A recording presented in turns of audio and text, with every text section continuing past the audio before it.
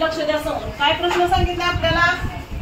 जी आणि आर च्या दरम्यान जेवढी अक्षरं आहेत त्या अक्षराच्या 3/5 पट अक्षरं कोणत्या अक्षरांच्या दरम्यान आहेत? आता जी आणि आर हे अक्षर बघायचं अक्षरमालेत. जी आणि आर.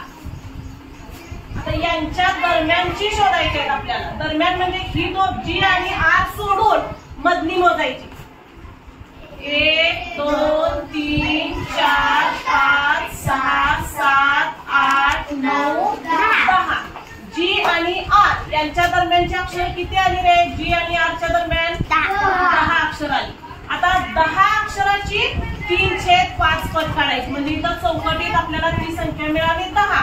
आता 10 ची 3/5 पट म्हणजे 10 ची 3/5 पट म्हणजे 10 गुणिले 3/5 करायचं असतं.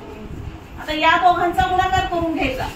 10 गुणिले 3 भागिले 5. 10 त्रिक किती रे? 30. 10 त्रिक 30. आता या 30 ला 5 न भागायचं. आपण असा उभा भागाकार करून घ्यायचा. 6 5 सख 30. म्हणजे उत्तर किती आलं आपलं? 6.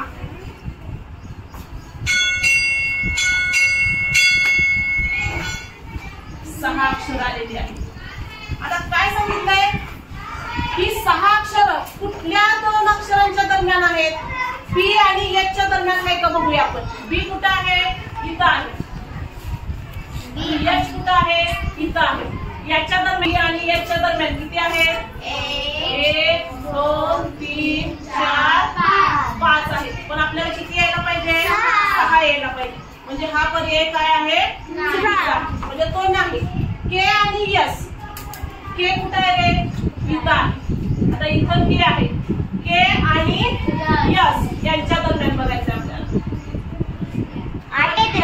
1 2 पहिला पर्याय बी आणि एच. बी आणि एच मध्ये किती आली? 1 2 3 4 5 अक्षर आली. म्हणजे इथं 5 उत्तर लिहून घ्यायचं आपण. म्हणजे तो पर्याय बसत नाही. याच्यामध्ये किती आलेत रे? के आणि एस च्या मध्ये किती आले? 1 2 3 4 5 6 7 झाली. हा पर्याय बसतोय का रे? बी एच बसत नाही. एस पण बसत नाही. 7 अक्षर आलेले आहेत. नंतर एच ओ बघायचं. एच आणि ओ मध्ये एच कुठं आहे? एच पासून ओ पर्यंत बघायचं अक्षर. 1 2 3 4 5 6 म्हणजे एच आणि ओ यांच्या दरम्यान 6 अक्षर निघाली बसलेली आहेत. म्हणजे 6 अक्षर ही कितवा पर्याय आहे? तिसरा. त्याच्यामध्ये एच आणि ओ आहे. म्हणजे आपल्याला उत्तर आता सापडलेलं आहे. एच आणि ओ यांच्या दरम्यानची अक्षरे किती आली?